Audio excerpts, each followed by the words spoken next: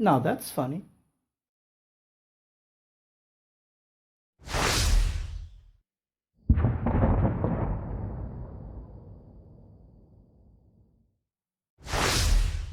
Yeah, it is. It's really amazing. And I got to replace my Strix flare that unfortunately had a problem. I really enjoyed the flare, and replacing it was not an easy task. If you can, wait for the Strix Flare 2 animate, but I couldn't wait any longer. And I'm changing my strategy. I want to be free again. Yeah, those villains, the wires, that keep us in some sort of a jail cell. You see where I'm going, right? The Claymore II is a wireless keyboard. Hey, don't go anywhere! You can use it in wired mode if you really want to. And that's not all. It has a lot of tricks in its sleeve. Just look at that. See? Cool, isn't it? Okay, now I'm ready to spill the beans. It's a cool and modular keyboard, and you can build up to 5 combinations. You can have the numerical pad on your left, on your right. You can use it in a 10 keyless mode, wired, wireless. Amazing, isn't it? I normally use it in wired mode on my desktop with the NumPAD on the left. And I use the USB PassTrough for my Strix Go dongle. Keep in mind that you can't fast charge it and use the PassTrough at the same time, but it's fine to me. The battery is quite generous, up to 45 hours in full-size configuration, blasting RGB everywhere. But beware, it has a battery, so you may want to use it in wireless mode often to keep the battery in a healthy condition instead of being 100% charged all the time. When I want to see some YouTube, I just grab the keyboard, pull the dongle from it, and sit back on the couch. The dongle is secured magnetically. The wrist rest is very comfy, but to be honest, it's too soon to talk about durability. And for that matter, the flare wrist rest was made of plastic.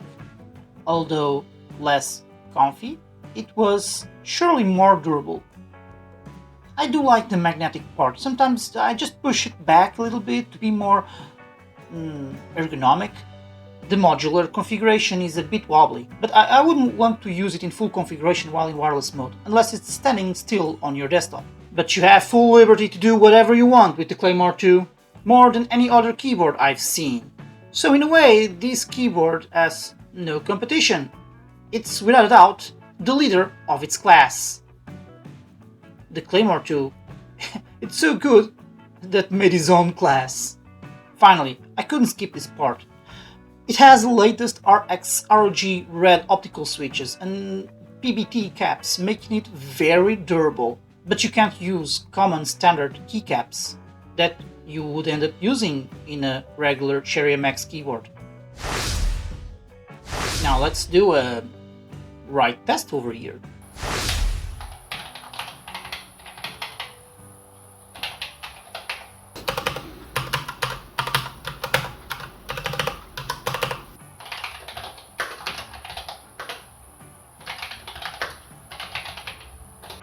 It's clicky, not so clicky as a flare, but the keys are much more stable due to its design. The volume rocker is somewhat similar to my old flare as well. I like it very much. Plus you have 4 keys to use macros, shortcuts, whatever you want. Looks like a dream, right? Now, the bad dream part of it. It's expensive, very expensive. Don't fool yourself. You get premium, but you pay premium. If you want the best of the best, be prepared to spend extra. Conclusion. I'm really enjoying it, as it was very hard to find a replacement for the flare.